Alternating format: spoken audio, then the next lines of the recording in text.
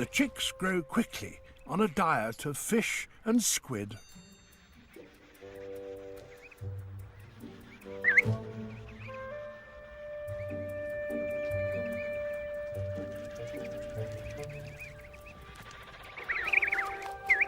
Soon they're keen to explore, but always with mother in tow. Those chicks that do have parents quickly learn survival skills. Even in spring, they must huddle together for warmth, just as their fathers did in the depths of winter.